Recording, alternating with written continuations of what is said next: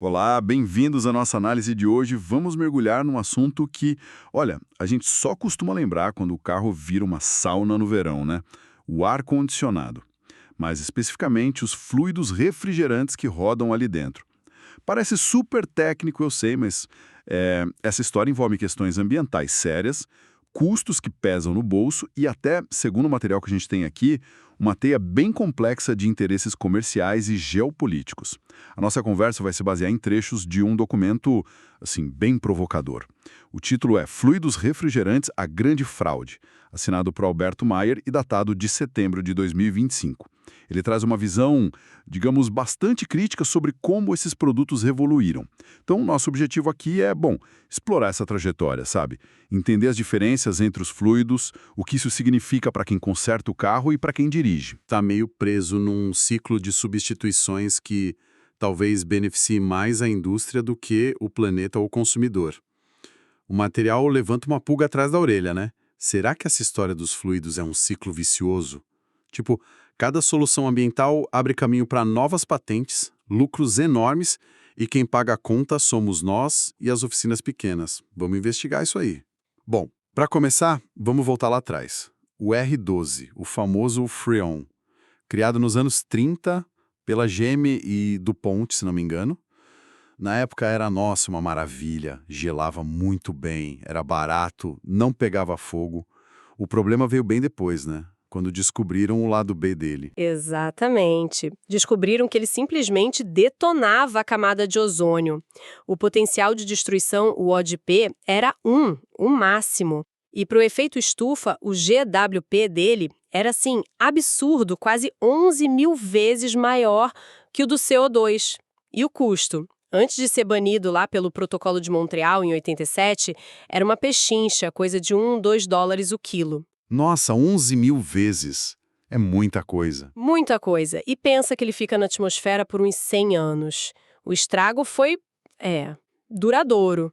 Ele era eficaz para a época, sim, mas a conta ambiental, que só entendemos depois, foi altíssima. Salgada mesmo. Aí, bom, veio a necessidade de substituir. Anos 80, 90, surge o R134A, vendido como substituto ecológico. A grande promessa. ODP zero, não agrediu o ozônio, e cumpriu isso, né? Só que, como o material aponta, ele não era totalmente inofensivo para o clima. O GWP ainda era alto, 1430, e tinha essa questão de gerar o TFA, ácido trifluoroacético, na decomposição. Uma coisa que, vamos ver depois, traz outras preocupações. E já chegou mais caro. Custava ali, no início, uns $3 a $5 o quilo. Já não era aquela pechincha do R12. Pois é. E aqui, olha, a análise do documento começa a ficar mais complexa. Porque, comparado com o R12, a performance do R134A deixava a desejar. A capacidade de gelar era menor. Coisa de 5 a 10% menos eficiente, sabe? Ele tinha uma entalpia latente menor, basicamente. Não roubava calor tão bem. Para compensar isso, os componentes do sistema, tipo evaporador, condensador, precisavam ser maiores. E aí vinha o problema. Nem sempre dava para encaixar isso nos carros que já existiam. Complicava muito a adaptação, o tal do retrofit. Componentes maiores. Isso afeta o design do carro, imagino. Com certeza. E não só isso. O documento também cita um impacto no consumo de combustível. Alguns testes que eles mencionam indicaram um aumento de até 8%. 8%? Mas por quê? Por causa da pressão de operação. O sistema com R134A trabalha com pressões bem mais altas, tipo 250, 300 PSI, contra 150, 200 do R12. Isso exige mais força do motor, né? E tinha outro detalhe chato.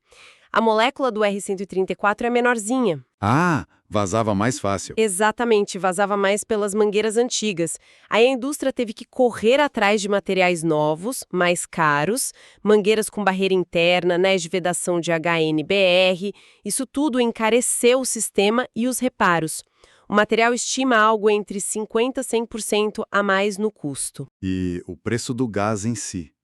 O autor pega pesado nisso, né? Lançamento a 30, 40 dólares o quilo, quando o R12 era 1 ou 2 dólares antes do banimento. O documento sugere uma ligação direta com as novas patentes, os lucros da indústria química, cita DuPont, que estaria faturando centenas de milhões de dólares por ano com esses HFCs na época. Aí fica a pergunta que o material levanta. Se era menos eficiente, gastava mais combustível, vazava mais, por que virou o padrão? Foi só o marketing verde? Ou teve mais coisa aí, como o autor sugere? É uma pergunta que o texto deixa no ar, né? Dentro dessa lógica crítica que ele apresenta. E esse ciclo, bom, ele não parou no R134A. Apesar de salvar o ozônio, ele ainda contribuía para o aquecimento global. Aí veio a pressão para reduzir os HFCs por causa do GWP alto, e isso levou ao Acordo de Kigali, lá em 2016, preparando o terreno para a próxima geração. E aí chegamos no R1234Y, um nome complicado, né? É um tipo novo HFO, hidrofluoroolefina, desenvolvido pela Honeywell e pela Chemours, que é a antiga divisão química da DuPont. Foi a resposta deles a Kigali e a uma regra da União Europeia, a diretiva MAC, que exigia GWP abaixo de 150 para carros novos. As vantagens no papel são claras. GWP baixíssimo, menor que 4. E ODP zero, claro. Mas o documento levanta duas bandeiras vermelhas bem grandes. Primeiro, o custo. Lançamento entre 70 e 100 dólares o quilo. Hoje, segundo o texto, ainda está caro, na faixa de 20 a 30 dólares, bem mais que o R314A. E segundo, a tal da inflamabilidade. Ele é classificado como A2L, levemente inflamável. E essa questão da inflamabilidade, nossa, virou uma polêmica enorme. O documento detalha bastante os testes que a Mercedes-Benz, a Daimler, fez em 2012. Eles simularam batidas frontais, e quando o R1234Y vazava ali perto do motor quente, pegou fogo em 2/3 dos testes. Pegou fogo, nossa! Sim, e pior, a queima liberava ácido fluorídrico, HF, um gás super tóxico, corrosivo. A Mercedes considerou o risco inaceitável na época. Tentou até bancar outra solução, que era o CO2, mas apesar disso tudo, a maioria das montadoras acabou adotando o R1234YF. Só que tiveram que colocar um monte de medidas de segurança extras, né? Sensores de vazamento, ventilação forçada, barreiras. O que encareceu mais ainda o sistema. Exato. O documento fala em uns 10 a 15% a mais no custo do sistema de ar-condicionado por causa dessas mitigações. E o CO2 que você mencionou? Ele também está no jogo? R744, né? Isso, R744. É dióxido de carbono puro. Foi proposto lá nos anos 90, mas a Mercedes só começou a usar mesmo em 2017, no Classe S, eu acho. Os prós são óbvios. GWP é 1, a nossa referência base, não é inflamável e o gás em si é muito barato, tipo 1 ou 2 dólares o quilo. Parece perfeito, então. Qual o problema? A pressão. O documento explica que a pressão de trabalho é altíssima, coisa de 100 a 180 bar. Isso é tipo 5 a 10 vezes mais que os sistemas antigos. Então não dá para só adaptar. Tem que redesenhar tudo, componentes super reforçados, tubulações especiais. E isso eleva bastante o custo inicial do sistema no carro. As estimativas citadas falam em 500 a 800 dólares a mais por veículo. Entendi.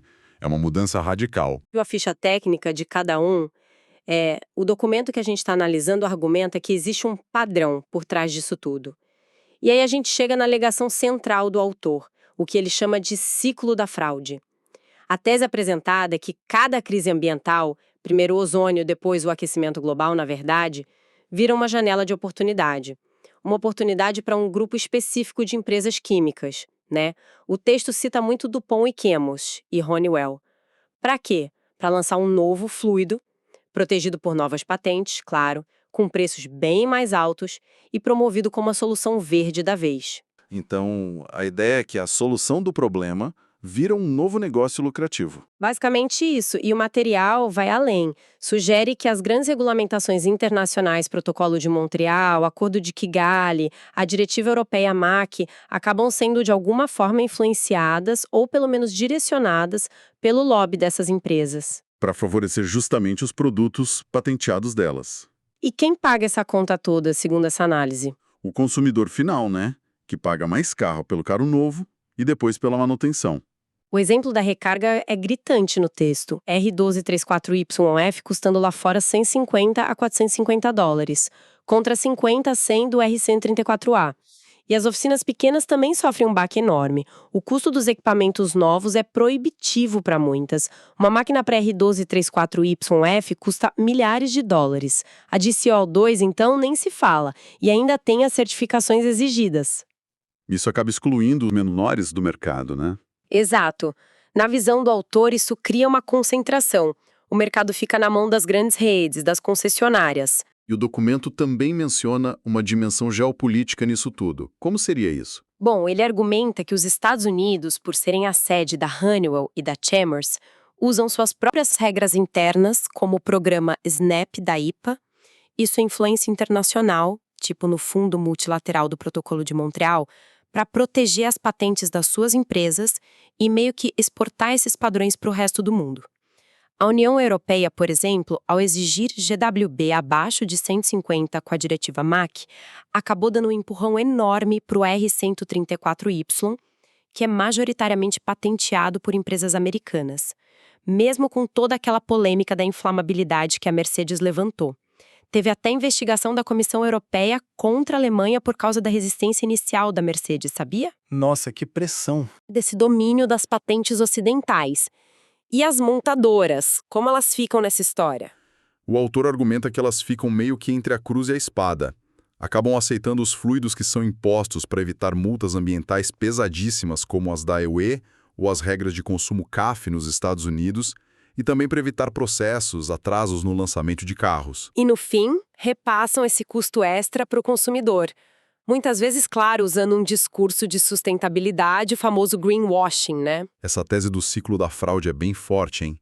O autor acusa um padrão quase que planejado. Sim, é uma acusação séria contra a indústria. Os argumentos que o documento usa para sustentar essa visão crítica se baseiam principalmente nessa cronologia das substituições que parece coincidir com o vencimento de patentes antigas e o surgimento de novas, nos preços altíssimos dos novos fluidos e equipamentos, e nessa pressão regulatória que, segundo a análise, parece sempre acabar favorecendo as soluções que estão sob patente no momento. Ok, entendemos a crítica, mas e o lado ambiental real desses novos fluidos? Além do GWP baixo do R1234Y e do CO2, e o ODP zero, o que mais tem aí? Você mencionou o TFA antes. Sim. O ácido trifluoroacético. Esse é um ponto de preocupação que o documento levanta sobre o R1234Y. Quando ele se degrada lá na atmosfera, ele forma o TFA. E qual o problema? O TFA é o que chamam de químico eterno. Ele é extremamente persistente na natureza, não se decompõe fácil e vai se acumulando na água, no solo. Acumulando. E quais os riscos disso? Ainda não se sabe tudo. Os riscos a longo prazo para os ecossistemas, para a saúde humana, ainda estão sendo estudados. Mas já tem, sim, preocupações sérias. O texto menciona investigações na Europa sobre toxicidade reprodutiva, por exemplo, e tem até propostas, também na Europa, para banir toda uma classe de substâncias, os PFAS, que inclui esses HFOs, como R1234YF, talvez já em 2030. É um vespeiro, sabe? Um químico eterno. Isso é preocupante. Com certeza. E não podemos esquecer das emissões indiretas, né? A produção desses HFOs novos consome muita energia, o que gera CO2. E se o sistema de ar-condicionado for menos eficiente com o novo fluido, o carro acaba gastando mais combustível ou energia elétrica. O balanço ambiental completo é mais complexo do que só olhar o GWP do fluido em si. E como essa dinâmica global toda, de custos, regulamentações, preocupações ambientais, como isso se reflete aqui no Brasil? O documento fala sobre a nossa realidade? Fala, sim. E descreve um cenário de grande contraste, sabe? Por um lado, a gente tem leis, tem normas, resoluções do CONAMA, norma técnica da ABNT para reciclagem e recuperação, a NBR 15960, cadastro técnico no IBAMA, lei de crimes ambientais, tem até o PBH, o Programa Brasileiro de Eliminação de HCFCs. Então, no papel, estamos alinhados. No papel, sim. Mas o documento aponta que, na prática, a realidade é bem diferente. A reciclagem mesmo efetiva desses fluidos aqui é mínima. O texto cita um número chocante, algo como 1,5%. Muito, muito longe dos 95% que eles dizem ser a taxa na Europa. Só 1,5%? E o resto vai para onde? Da atmosfera, infelizmente. O material descreve que em muitos desmanches, principalmente os informais, a prática comum é simplesmente cortar a mangueira e liberar o gás. É mais rápido e mais barato para eles do que investir em equipamento de recolhimento e reciclagem. Que desperdício e que perigo para o ambiente. Exato. E isso abre a porta para outro problema grave que o texto cita, o contrabando. O R1234YF legal aqui no Brasil é caríssimo. O texto fala em valores de 500 a R$ 1.000 por quilo. R$ 1.000 o quilo, caramba! Pois é. Aí o R134A, que entra ilegalmente vindo principalmente do Paraguai e da China, custando 50, R$ 100 o quilo, vira uma alternativa muito tentadora para muita gente, né? Mesmo sendo ilegal e arriscado, porque você não sabe a qualidade, a procedência. E a fiscalização? O material sugere que é insuficiente para coibir isso. E para o bolso do consumidor e da oficina, como fica aqui no Brasil? Os custos refletem essa situação. Uma recarga de R134A, mesmo legal, fica ali entre R$ 100 e R$ 300. Agora, uma recarga de R1234YF num carro que já usa esse fluido, o texto menciona valores que podem ir de R$ 1.000 até R$ 5.000. R$ 5.000 por uma recarga? É o que o documento aponta como possível. E as máquinas para trabalhar com esses fluidos são um investimento pesado, de R$ 15.000 a R$ 50.000 por uma máquina de R1234YF. Para o CO2, então, de R$ 50.000 a R$ 80.000. Mesmo com alguns subsídios que o PBH oferece, é muito dinheiro. Dá para imaginar como isso pode sufocar as oficinas menores, né? E concentrar ainda mais o mercado de reparo de ar-condicionado. A informalidade acaba sendo alta também por causa disso. Entendi. É um cenário complicado. E os carros elétricos, como eles entram nessa equação toda? Eles também usam esses fluidos refrigerantes? Usam sim, e de uma forma ainda mais crucial, eu diria. Nos carros elétricos, esses fluidos hoje em dia, principalmente o R1234Y, não servem só para gelar a cabine para os passageiros. Eles são essenciais para o gerenciamento térmico da bateria, o TMS, Thermal Management System. Ah, para a bateria não esquentar demais. Exatamente. Manter a bateria na faixa de temperatura ideal é vital para a performance do carro, para a autonomia e principalmente para a vida útil da bateria, que é o componente mais caro do veículo elétrico. Aliás, só como curiosidade, ligar o ar-condicionado num elétrico pode comer uma parte considerável da autonomia, viu? O texto fala entre 10% e 40%, dependendo das condições. Nossa, 40%. É bastante. É sim. E a manutenção desses sistemas em elétricos também é mais complexa e cara. O sistema de refrigeração está todo integrado com a parte de alta voltagem do carro, 400, 800 volts. Perigoso mexer nisso, então. Muito. Exige ferramentas especiais, isoladas, scanners específicos para diagnóstico e o principal, técnicos com treinamento em segurança de alta tensão. Não é qualquer oficina que pode mexer. Por isso, o custo de um reparo ou de uma recarga no sistema de ar-condicionado de um elétrico pode ser, segundo o material, de 20% a 50% maior do que num carro a combustão equivalente. E até a reciclagem do fluido se torna mais complexa e cara por causa dessas questões de segurança com alta voltagem. Ok. Então, para a gente amarrar tudo isso que a gente viu com base nesse material, acompanhamos essa evolução dos fluidos refrigerantes que, bom, segundo a perspectiva bem crítica do autor, parece seguir um ciclo meio problemático, né? A solução de um problema ambiental como o ozônio parece criar outros, seja um GWP que ainda é relevante, como no R134A, ou a formação de subprodutos persistentes como o TFA no R1234Y, ou questões de segurança como a inflamabilidade, ou simplesmente custos que se tornam proibitivos para muita gente. Sim. E o documento argumenta forte que esse ciclo todo é muito influenciado por interesses comerciais, por patentes, por lobby industrial, e que isso acaba moldando as regulamentações globais. Exato. No fim das contas, quem sente o peso maior é o consumidor, com carros e serviços mais caros, e as oficinas menores, que enfrentam barreiras enormes para continuar no mercado. A situação no Brasil, como a gente viu, reflete esses desafios globais, mas com o agravante da baixa reciclagem e do mercado paralelo forte. E os carros elétricos, apesar de serem vistos como verdes, herdam toda essa complexidade e custo no sistema de ar-condicionado e gerenciamento térmico. Exatamente. A análise que o autor faz, por mais crítica que seja, joga uma luz importante sobre como essa busca por soluções sustentáveis pode ser, na verdade, muito complexa e, às vezes, até contraditória. O que é vendido como progresso pode acabar gerando novos problemas, sejam eles ambientais, como o acúmulo do TFA, ou socioeconômicos, como a exclusão dos pequenos negócios pelo custo da tecnologia. A tecnologia alternativa pode até existir. O CO2 é um exemplo que o próprio texto cita, com baixo impacto ambiental direto. Mas o documento argumenta que a escolha do caminho tecnológico que prevalece é muitas vezes moldada por quem detém as patentes e a influência política e econômica para empurrar a sua solução. Pois é, e isso tudo nos deixa com uma provocação final para quem nos ouve refletir, né? Uma provocação inspirada por essa análise crítica que a gente explorou hoje.